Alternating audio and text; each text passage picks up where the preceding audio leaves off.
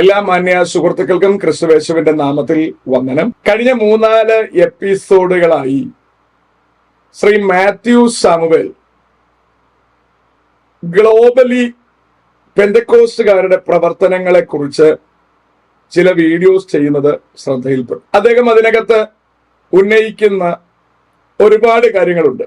പഠനത്തിന് ശേഷമാണ് അദ്ദേഹം അത് പറയുന്നത് എന്നാണ് അവകാശപ്പെടുന്നത്. ഏറെക്കുറെ ശരിയായിരിക്കുവാൻ സാധ്യതയുമുണ്ട്. എന്ന് വെച്ചാൽ കേരളത്തിൽ എല്ലാ മതങ്ങളിലും ഇന്ന് ക്രിസ്തുവിൽ വിശ്വസിക്കുന്ന ആൾക്കാർ അധികമാണ് എന്നും അത് പെന്തക്കോസ്ത് വിശ്വാസത്തിലാണ് അധികം ആൾക്കാർ എന്നാണ് അദ്ദേഹത്തിന്റെ അവകാശവാദം. അതിന്റെ തെളിവുകൾ ഒരുപാട് അദ്ദേഹം ഉന്നയിക്കുന്നുണ്ട്.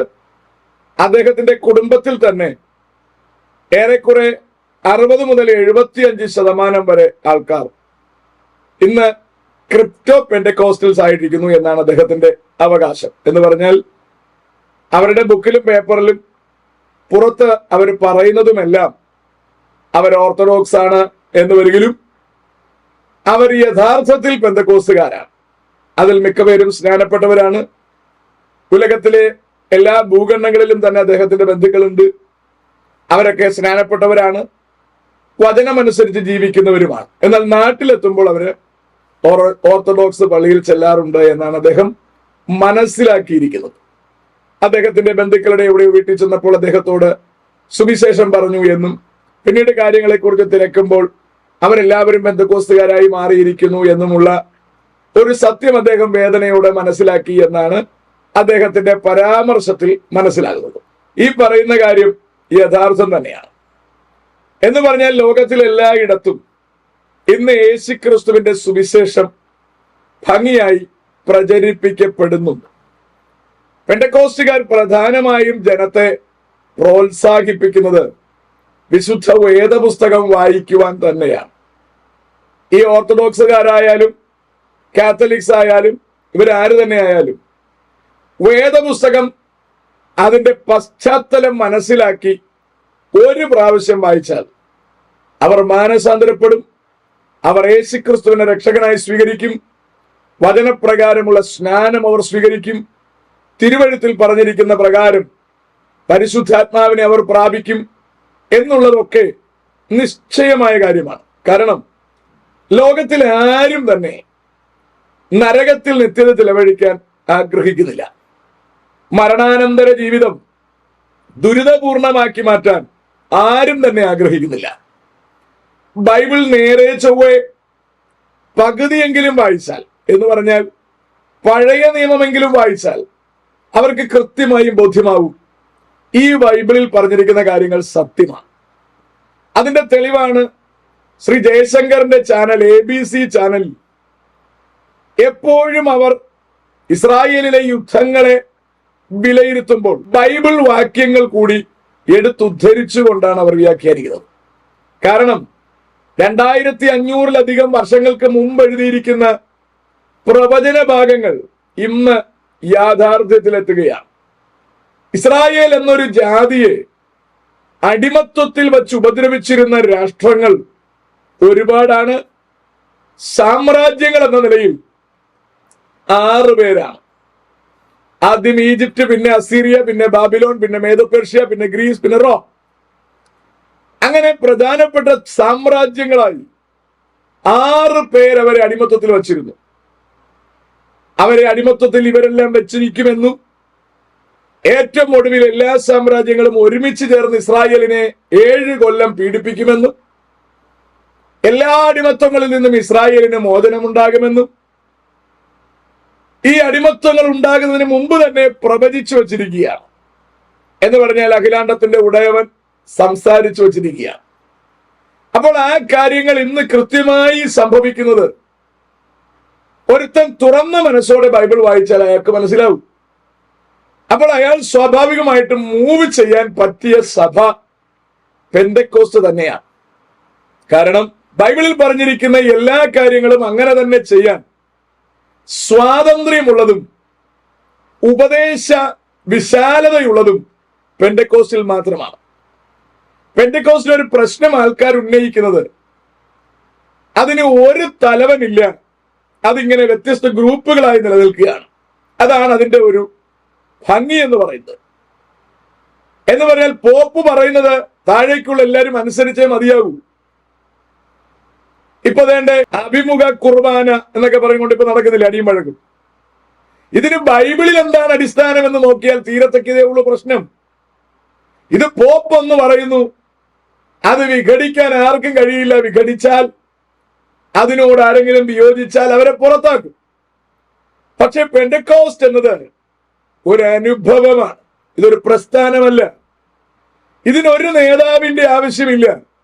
ഇതിന്റെ പ്രധാന നേതാവ് കർത്താവായ യേശുക്രിസ്തുവും ഇന്ന് സഭയെ ഒരുക്കിക്കൊണ്ടിരിക്കുന്നതും കാര്യങ്ങളെ നിയന്ത്രിക്കുന്നതും ഉപദേശിക്കുന്നതുമെല്ലാം തൃത്വത്തിൽ മൂന്നാമനായ പരിശുദ്ധാത്മാവുമാണ്.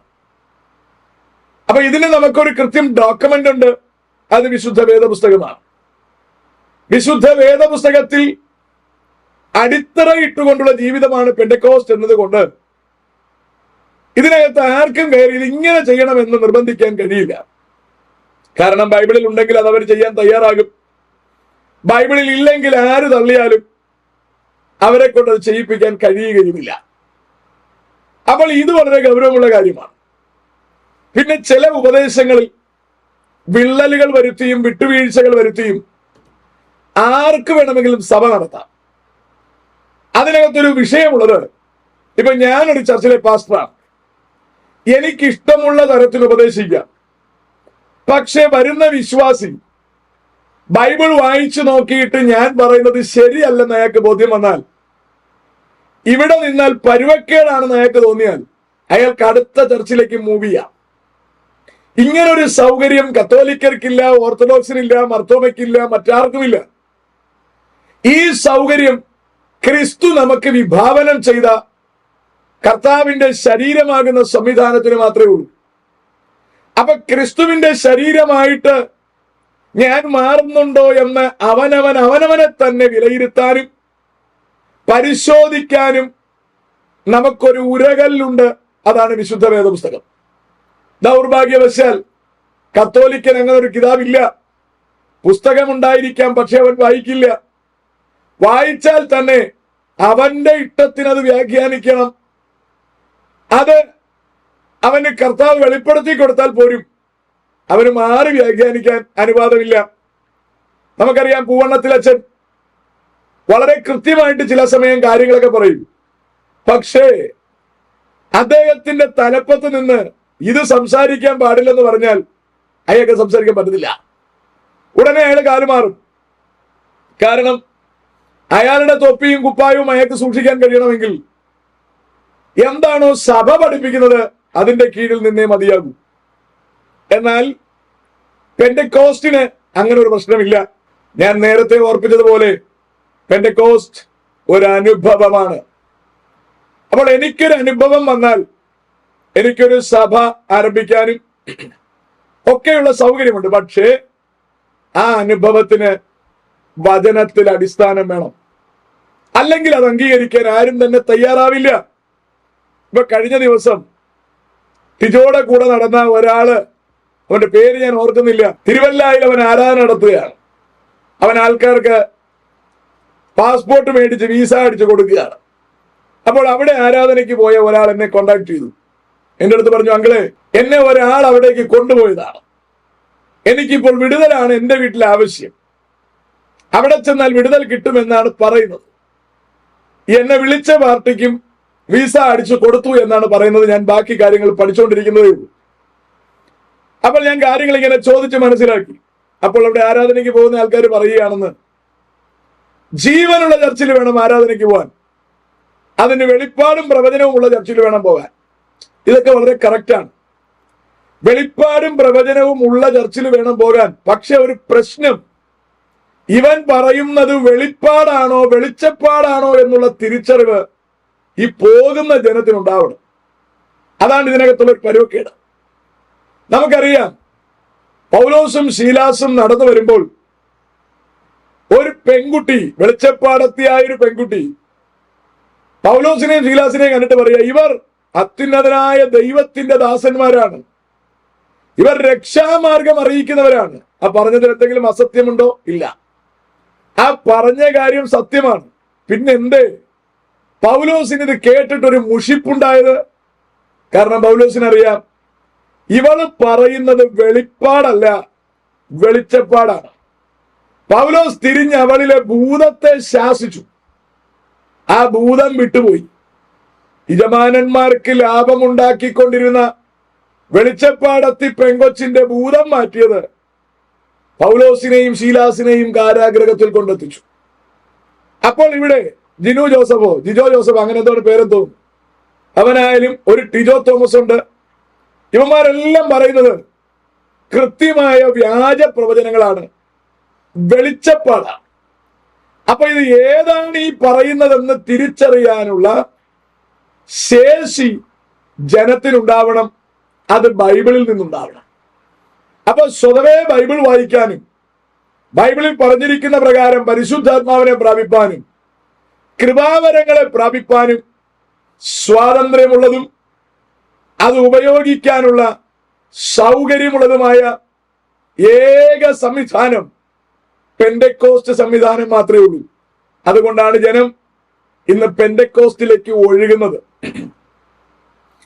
മാത്യു സാമുവേൽ തന്നെ പറയുന്നുണ്ട്, ജനം പെന്റക്കോസ്റ്റിലേക്ക്, കത്തോലിക്കയിൽ നിന്ന് പെന്റക്കോസ്റ്റിലേക്ക് ഒഴുകുന്നത് തടയാൻ നായ്ക്കം പറമ്പിൽ അച്ഛനും അതുപോലെയുള്ള ഏതൊക്കെ ടീമുകൾ ചേർന്ന് കോട്ടയിൽ ഡിവൈൻ ധ്യാന കേന്ദ്രം ഉണ്ടാക്കി. ആദ്യ റൗണ്ടൊക്കെ ഇവര് പെന്തക്കോസ്റ്റുകാരെ പോലെ അത്യാവശ്യം സ്തോത്രം ഹല്ലേലൂയൊക്കെ പറഞ്ഞ് ആൾക്കാർക്ക് ഇച്ചിരി പൊടി വെളിച്ചപ്പാടൊക്കെ പറഞ്ഞ് ആൾക്കാരെ പിടിച്ചിരുത്തി. ആൾക്കാർക്ക് രോഗസൗഖ്യമുണ്ടായി. 7000-ലധികം പേർ ഓരോ ധ്യാനത്തിനും കൂടി വരുമായിരുന്നു എന്ന് മാത്യു സാമുവേൽ റിപ്പോർട്ട് ചെയ്യുന്നു. എന്നാൽ ഇന്ന് 400 പേരെ വരുന്നുള്ളൂ പോലും. എന്തു പറ്റി? എല്ലാരും വിശുദ്ധരായതുകൊണ്ടാണോ? അല്ല. ഈ നായ്ക്കം വരുമ്പൽ അച്ഛനൊക്കെ തുടങ്ങി വെച്ച ഈ സംവിധാനം ആദ്യം ഒരുവിധം പെന്തക്കോസ്റ്റിനോട് ചേർന്ന് നിന്നു എങ്കിലും അത് പെന്തക്കോസ്റ്റ് അല്ലായിരുന്നു, അത് ഡ്യൂപ്ലിക്കേറ്റ് ആയിരുന്നു. അടുത്തിവര് പതിയെ തിരുവചനത്തിലില്ലാത്തതും വചനവിരുദ്ധമായ മറിയത്തിന്റെ പ്രതിമ കൊണ്ടുവെക്കുകയും ഇവരെ പഴയ കത്തോലിക്ക സംവിധാനത്തിലേക്ക് തന്നെ കൊണ്ടുപോവുകയും ചെയ്തു. ജനത്തിന് കാര്യം മനസ്സിലായി, ഇതിനകത്ത് ഒരു കഴമ്പുമില്ല എന്നും ഇത് വെറും കബളിപ്പിക്കലാണെന്ന് മനസ്സിലാക്കിയിട്ട് ജനം ഇപ്പോൾ വിട്ടുപോവുകയാണ് ഉണ്ടായത്. അടുത്ത അയാൾ പറഞ്ഞ മറ്റൊരു കാര്യമാണ് എന്നെ ചിന്തിപ്പിച്ചത്. ഈ കരിസ്മാറ്റിക് കൂട്ടായ്മകൾക്ക് കൂടിയിരിക്കുന്ന എല്ലാവരും തന്നെ ഇന്ന് പെന്തക്കോസ്തുകാരായി മാറിയിരിക്കുന്നു. ശരിയാ എന്ന് പറഞ്ഞാൽ അവരെ ഉൾപ്പെടുത്തി കെട്ടിയിട്ടിരിക്കുന്ന സ്ഥലം ശരിയല്ലാത്തതാണെന്ന് തിരിച്ചറിയുന്ന ഒരു ഘട്ടം ഉണ്ടാകുമ്പോൾ ജനം അവിടം വിട്ടുപോകും. അതുകൊണ്ട് തന്നെ ജനത്തെ ബൈബിൾ വായിക്കാൻ അനുവദിക്കാതെ, പ്രാർത്ഥിക്കാൻ അനുവദിക്കാതെ, മറിയത്തിന്റെ പ്രതിമയുടെ മുമ്പിൽ നമസ്കരിപ്പിച്ച്, ജോസഫിന്റെ പ്രതിമയുടെ മുമ്പിൽ നമസ്കരിപ്പിച്ച്, യേശുവിൻ്റെതെന്ന് പറയപ്പെടുന്ന പ്രതിമകളുടെ മുമ്പിൽ നമസ്കരിപ്പിച്ച്, കൈ കണ്ട എല്ലാ പുണ്യാളന്മാരോടും പ്രാർത്ഥിപ്പിച്ച് ഈ ജനത്തെ ഇങ്ങനെ കണ്ണ് കെട്ടി ഇരുട്ടാക്കി കൊണ്ടു നടക്കുകയാണ്. ഇതിന്റെ നടുവിൽ ഒരു ദൈവപ്രവൃത്തി അവർക്ക് അനുഭവിക്കാൻ കഴിയണമെങ്കിൽ അവർ തിരുവഴുത്തിൽ പറഞ്ഞിരിക്കുന്ന വചനത്തിലേക്ക് മൂവ് ചെയ്യേണ്ടി വരും. അങ്ങനെ മൂവ് ചെയ്യുന്നവരുടെ എണ്ണം ഇന്ന് കൂടി വരുന്നു എന്നാണ് മാത്യു സാമുവേൽ റിപ്പോർട്ട് ചെയ്യുന്നത്. അടുത്ത് എനിക്ക് എടുത്തു പറയേണ്ടുന്ന മറ്റൊരു കാര്യം അദ്ദേഹം പറയുകയാണ്. നാമധേയ സഭകളിൽ അദ്ദേഹം പറയുമ്പോൾ യാഥാസ്ഥിതിക എന്നൊക്കെ പറയും. ഞാനീ പറയുന്ന നാമധേയ എന്ന് പറയുന്നത് വെറും നാമം മാത്രമായ ക്രിസ്ത്യാനികൾ എന്ന അർത്ഥത്തിലാണ്. ബൈബിളുമായിട്ടോ ക്രിസ്തുവുമായിട്ടോ യാതൊരു ബന്ധവുമില്ലാത്ത നാമം കൊണ്ട് മാത്രം ക്രിസ്ത്യാനി ആയിരിക്കുന്ന കൂട്ടത്തെയാണ് ഞാൻ നാമധേയർ എന്ന് പറയുന്നത്. അതിൽ കത്തോലിക്കരും ഓർത്തഡോക്സുകാരും മർത്തോമക്കാരും CSIക്കാരും എല്ലാം അതിനകത്ത് വരും.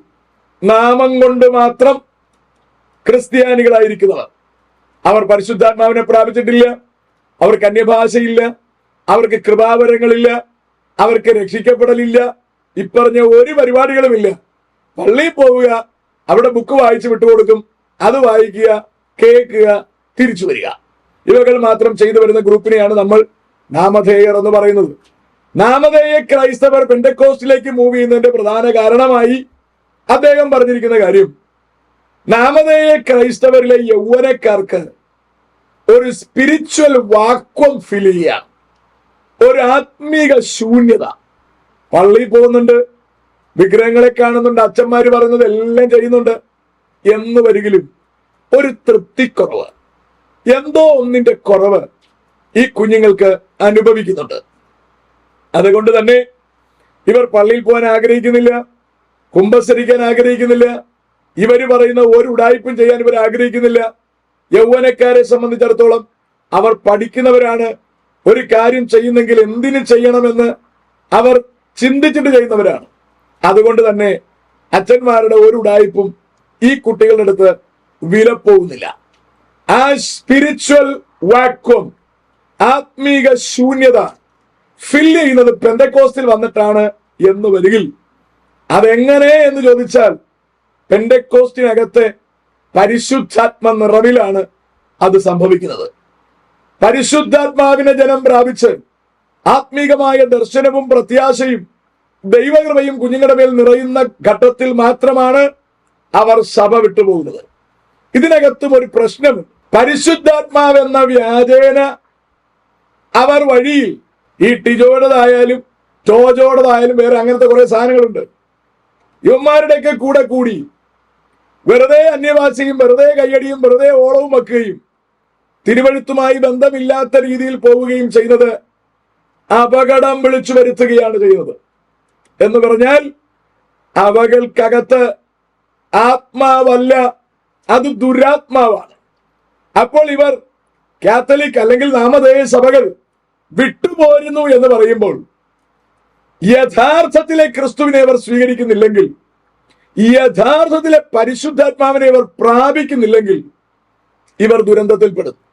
എന്ന് പറഞ്ഞാൽ കയ്യിൽ കിട്ടുന്നത് വ്യാജനാണെങ്കിൽ ഇവർ അപകടത്തിൽപ്പെടും. അപ്പൊ രക്ഷിക്കപ്പെട്ടു വരുന്നത് ഒറിജിനൽ വചനത്തിൽ പറഞ്ഞിരിക്കുന്ന ആത്മീക അനുഭവത്തിലാണെങ്കിൽ അവരുടെ ആത്മീക ശൂന്യത മാറുകയും ചെയ്യും, സ്വർഗീയ പ്രത്യാശ ലഭിക്കുകയും ചെയ്യും, നിത്യജീവൻ പ്രാപിക്കാൻ കഴിയുകയും ചെയ്യും. എനിക്കതുകൊണ്ട് ഓർപ്പിക്കാനുള്ളത്, ജനം തിരിച്ചറിയണം എന്താണ് വിശുദ്ധ വചനം, എന്താണ് കർത്താവായ യേശു ക്രിസ്തു, എന്തിനാണ് ക്രിസ്തു ഭൂമിയിലേക്ക് വന്നത്, എന്താണ് വിശുദ്ധ ജീവിതം, എന്താണ് പരിശുദ്ധാത്മാവ്, എന്തിനാണ് പരിശുദ്ധാത്മാവിനെ പ്രാപിക്കേണ്ടത്, മരണാനന്തര പ്രത്യാശ എന്ത്, ഇവകളെ കുറിച്ചുള്ള അത്യാവശ്യ പഠനവും തിരിച്ചറിവുമെങ്കിലും വചനാധിഷ്ഠിതമായി ഉണ്ടാകുന്നു എങ്കിൽ എല്ലാവരും നാമധേയ സഭകൾ വലിച്ചെറിയുമെന്നതിന് സംശയം വേണ്ട. മാത്യു സാമുവേലും ഇടയ്ക്ക് സംസാരിക്കുന്നതിനിടയിൽ അവരുടെ ആചാരവുമായി ബന്ധപ്പെട്ട ചില വാക്കുകൾ ഉപയോഗിച്ചിട്ട് പുള്ളി പറയുകയാണ്, ഞാൻ ഇതൊക്കെ മറന്നുപോയി എന്ന്. അതിന്റെ അർത്ഥം അയാളും നാമം മാത്രമായ ഒരു ക്രൈസ്തവനാണ്, പക്ഷേ യേശുവിനെ രക്ഷകനായി ഹൃദയം കൊണ്ട് വിശ്വസിച്ച് വായിക്കൊണ്ട് ഏറ്റുപറഞ്ഞ് വചനം കൃത്യമായി വായിച്ച് പരിശുദ്ധാത്മാവിനെ പ്രാപിച്ച് നിത്യതയ്ക്കൊരുങ്ങുന്ന ഒരുത്തനെ സംബന്ധിച്ചിടത്തോളം അവന് കൃത്യമായ പ്രത്യാശയാണ് അക്കരെ നാടിനെ കുറിച്ച് പോലും, ഇവിടുത്തെ ആചാരങ്ങളെ കുറിച്ചല്ല, അക്കരെ നാടിനെ കുറിച്ച്. അതാ പൗലോസ്ലീഹൻ പറയുന്നത്, എന്റെ കൂടാരമാകുന്ന എന്റെ ഭൗമഭവനം എന്ന് പറഞ്ഞാൽ ഈ ശരീരം എനിക്കഴിഞ്ഞു പോയാൽ കൈപ്പണിയല്ലാത്ത ദൈവത്തിന്റെ ദാനമായ ഒരു കെട്ടിടം എനിക്ക് സ്വർഗത്തിലുണ്ട് എന്ന് ഞാൻ അറിയുന്നു. ആകയാൽ ഈ കൂടാരത്തിൽ വസിക്കുന്നിടത്തോളം ഞാൻ ഭാരപ്പെട്ടുള്ളിൽ ഞരങ്ങുന്നു. ഉരുവാനല്ല, മർത്യമായ ശരീരം ജീവനാൽ നീങ്ങിപ്പോകേണ്ടതിന് മീതെ ഉടുപ്പാനിച്ചിക്കയാൽ ഈ ശരീരത്തിൽ വസിക്കുന്നിടത്തോളം ഞാൻ ഞരങ്ങുന്നു എന്ന് പറയുന്നു. അടുത്തു പറയുകയാണ്, അതിനായി എന്നെ ഒരുക്കിയത് ആത്മാവിനെ അച്ചാരമായി നൽകിയ ദൈവം തന്നെ. മാന്യ സുഹൃത്തുക്കളെ, ആത്മാവിനെ അച്ചാരമായി ലഭിക്കാത്ത ഒരുത്തനും സ്വർഗീയ പ്രത്യാശ ഉണ്ടാവില്ല. ശരീരത്തെ വലിച്ചെറിഞ്ഞ് അക്കരയ്ക്ക് പോകണമെന്നും കർത്താവ് എനിക്ക് വേണ്ടി ഒന്ന് ഒരുക്കിയിരിക്കുന്നു എന്നുമുള്ള കൃത്യം പ്രത്യാശ ഉള്ളത് പരിശുദ്ധാത്മാവ് പ്രാപിച്ചവന് മാത്രമേ ഉള്ളൂ. അത്തരത്തിൽ പരിശുദ്ധാത്മാവ് പ്രാപിച്ചവരുടെ കൂട്ടത്തെയാണ് നമ്മൾ പെന്തക്കോസ്തുകാരെന്ന് പറയുന്നത്. അതുകൊണ്ട് കൃത്യമായി വചനം പഠിച്ച് പരിശുദ്ധാത്മാഭിഷേകം പ്രാപിച്ച് ക്രിപ്റ്റോ ക്രിസ്ത്യനായിട്ടല്ല, ഒറിജിനൽ ക്രിസ്ത്യനായി, ഒറിജിനൽ പെന്തക്കോസ്തുകാരനായി, ഒറിജിനൽ ദൈവമക്കളായി ജീവിച്ച് കർത്താവിന്റെ വരവിന് ഒരുങ്ങാം. കർത്താവ് നമ്മെല്ലാവരെയും അനുഗ്രഹിക്കുമാറാകട്ടെ.